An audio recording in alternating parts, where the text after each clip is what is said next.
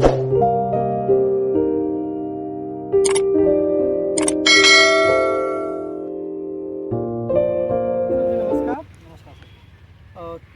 Ratna agriculture की ओर से किसान भाइयों को नमस्कार। और किसान भाइयों को आज हम कप्तानगंज जो कुशीनगर ज़िले में पड़ता है वहाँ से मुश्किल 500 मीटर हटके सरजी का बाग है पपीते का।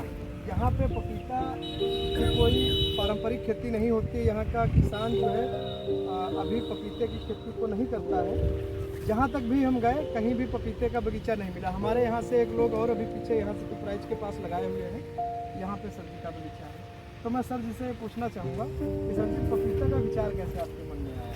क्योंकि ये तो है नहीं, क्या इससे पहले आपने पपीता की खेती कहीं पर अपनी आंखों से देखी है कि केवल टीवी या मोबाइल पे ही देखा था? ऐसा जैसे ये सोशल साइट्स पे चीज़ों के बारे में, और जैसे कि लोग यहाँ के ट्रेडिशनल खेती ये जो गन्ना गेहूँ धान यही सब करते आ रहे हैं, तो हमने सोचा कि कुछ चेंजिंग करके देखते हैं। और ओवरऑल इधर की थोड़ा ये पेमेंट्स को लेकर के फैक्ट्रियाँ उतना सही नहीं चल रही हैं, करने में दिक्कत है बहुत सारी। तो भाई किसान जो आदमी अपना खेती करता तो उसको तो भाई प्रॉफिट चाहिए ही चाहिए। आखिर में ओवरऑल आदमी इन्वेस्ट ही इसीलिए करता है कहीं भी कि उसको प्रॉफिट हो। तो हमने सोचा कुछ ट्रेडिशन किया जाए ये सब चीज़ें, इसमें थोड़ा देखा जाए कि क्या इसका रिस्पॉन्स रहता है।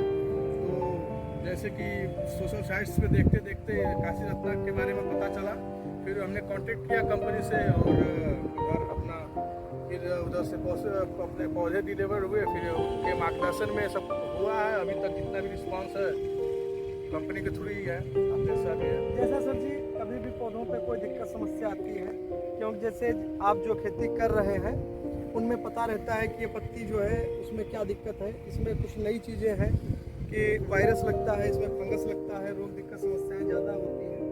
तो आप कंपनी के हेल्पलाइन पे कॉल करते हैं कि कॉल उठती है या नहीं उठती है? नहीं, ऐसा तो नहीं पौधा बेचने के बाद, पौधा देने के बाद या पैसा लेने के बाद आपसे संपर्क कम कर दिया हो? नहीं ऐसा नहीं है। जैसे ही कॉल करते हैं तो वो लोग तुरंत फ़ोटो मांगते हैं पौधे का, तो फ़ोटो हम लोग खींच के उस पर साइट्स पे उन लोग के मतलब व्हाट्सएप नंबर पे भेजते हैं। तो उन लोग खुद उधर से अपना उपचार का जो भी दवाएं हैं वो सेंड करते हैं कि इसको ऐसे कराइए। फिर उसके बाद कुछ दिन के बाद उसका रिस्पांस भी फीडबैक भी लेते हैं।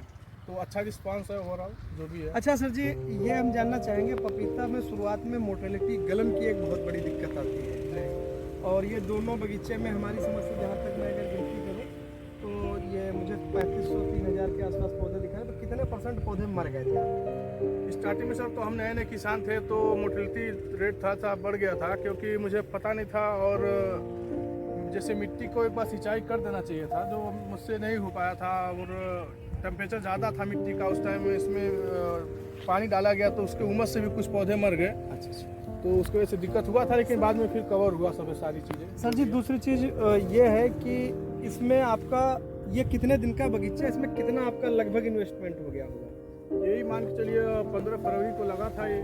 जी। और कितना रुपया आप इसमें खर्च कर दिए होंगे? कैलकुलेशन ही नहीं किया, लगाते जा रहे हैं? कैलकुलेशन तो अभी उतना नहीं है, जैसे ही डिमांड है होता है वो लगता है। सर जी लेबर में इसमें काफ़ी कुछ खर्च होता है। हाँ, लेबर सबसे अच्छा, बड़ी बात लेबर उन का है। किसानों के लिए जैसे कोई 500 पौधे, 300 पौधे, 400 पौधे लगाकर अगर स्वयं खेती करता है, स्वयं मेहनत कर सकता है, सबसे बेस्ट ऑप्शन यही है।